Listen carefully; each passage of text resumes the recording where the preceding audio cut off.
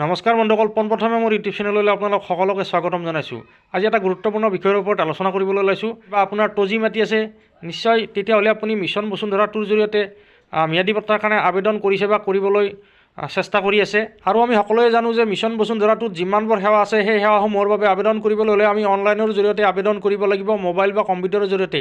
আৰু এই অনলাইনৰ জৰিয়তে আমি আবেদন কৰোঁতে বা আবেদন কৰি থকা সময়ত টজি মাটি হওক, ডাক নম্বৰ চিলেক্ট কৰাৰ সময়ত বা চুজ ডাক নম্বৰত ক্লিক কৰাৰ পিছত আপোনাৰ ডাক নম্বৰটো তাত নলাই বা আপোনাৰ নামটো তাত নাহে, তেতিয়াহ'লে আপুনি কি কৰিব? যদিহে অনলাইনৰ সময়ত তাত আপোনাৰ ডাক নম্বৰটো শ্ব' নহয় বা আপোনাৰ নামটো তাত শ্ব' নহয়, তেতিয়াহ'লে আপুনি অনলাইন কৰিব নোৱাৰিব। চিন্তা নকৰিব, ইয়াৰ বাবেও এটা প্ৰভিজন আছে বা ইয়াৰ বাবেও এটা ব্যৱস্থা আছে। মিছন বসুন্ধৰা 2 বা মাটি বাৰী সম্পৰ্কীয় বহুতো ভিডিঅ' বহুত ইউটিউব চেনেলে বনাই থাকে, কিন্তু এনেকুৱা ধৰণৰ খুঁটি মাটি বা এনেকুৱা ধৰণৰ সৰু সুৰা কথা কিছুমান তেখেতসকলে ক'বলৈ পাহৰি যায় বা তেখেতসকলে হয়তো এইবোৰ কথা নাজানেই। ওপৰে ওপৰে ভিডিঅ' বনোৱা মোৰ উদ্দেশ্য নহয় আৰু ভিউজ লোৱা মোৰ উদ্দেশ্য নহয়। খুঁটি নাটি মাৰি সম্পূৰ্ণ কথাখিনি ভালদৰে ৰাইজক বুজাই দিয়াই মোৰ উদ্দেশ্য। যদি ভিডিঅ'টো ভাল পায় লাইক কৰি দিব। আপোনালোকৰ লাইক আৰু কমেণ্টবোৰ পাই থাকিলে আমি এনেকুৱা ধৰণৰ ভাল ভাল ভিডিঅ' বনাই থাকিবলৈ উৎসাহ পাওঁ। আৰু যদি আপুনি মোৰ চেনেলটো প্ৰথমবাৰৰ কাৰণে চাইছে, তেতিয়াহ'লে ভিডিঅ'ৰ তলত থকা ৰঙা আখৰৰ ছাবস্ক্ৰাইব বটনত ক্লিক কৰি চেনেলটো ছাবস্ক্ৰাইব কৰি ল'ব।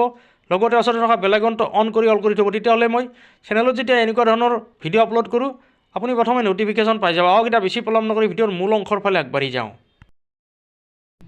আপোনাৰ যদি টজি মাটি আছে আৰু অনলাইনত বা টজি মাটিৰ ডাক নম্বৰ আৰু পট্টাদাৰৰ নাম এইবিলাক শ্ব' নহয়, তেতিয়াহ'লে ইয়াৰ বাবে এটা প্ৰভিজন আছে, লেণ্ড বেংক। সহজ অৰ্থত আমি লেণ্ড বেংক বুলি কওঁ। লেণ্ড বেংকৰ জৰিয়তে আপোনালোকে টজি মাটি আপোনালোকৰ অনলাইনত নাম উঠা নাই, তেতিয়াহ'লে লেণ্ড বেংকৰ জৰিয়তে অনলাইনত নামটো সোমাই ল'ব পাৰিব বা ডাক নম্বৰবোৰ সোমাই ল'ব পাৰিব। বহুদিন আগতে মাটি বাৰীৰ ৰেকৰ্ডসমূহ চাৰ্কুল অফিচত কিছুমান ডাঙৰ ডাঙৰ বহীত লিপিবদ্ধ কৰি ৰাখিছিল বা কাগজত লিপিবদ্ধ কৰি ৰাখিছিল।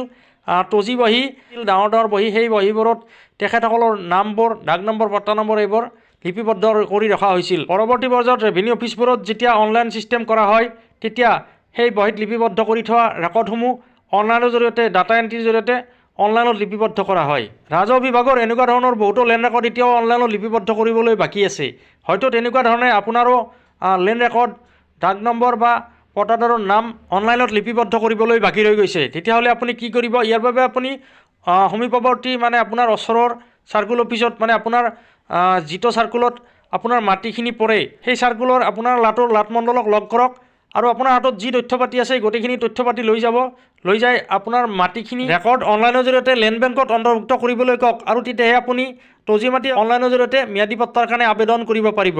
আজিৰ ভিডিঅ'ত ইমানতে অন্ত পৰিল। পুনৰ লগ পাম নতুন এটা বিষয় লৈ, নতুন এটা ভিডিঅ'ৰ সৈতে। ধন্যবাদ। জয় আই অসম।